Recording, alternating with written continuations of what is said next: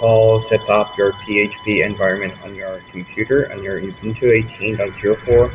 First of all, I'm going to put this link in the description, and then after you load it, you right-click this paste and download it.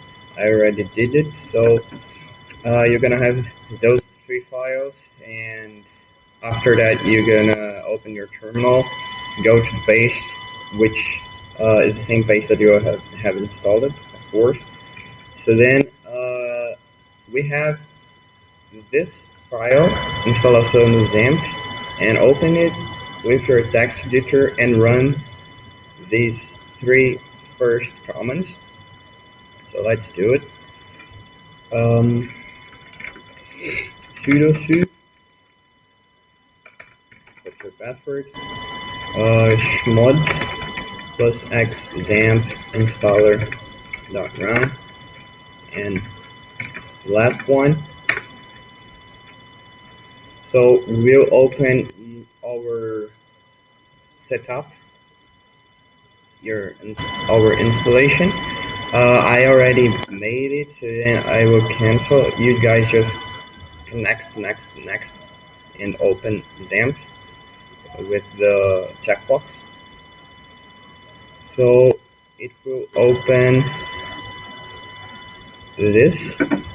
You're gonna be in the welcome page, and after you can run up to manage server and start all servers if your servers are not already started. And you open a Google Chrome or Mozilla or your web and put localhost.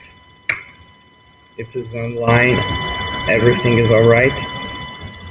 And after that you open another terminal and do cd dot until your root. So I'm gonna put this comment in the description also. Your password and go to this paste,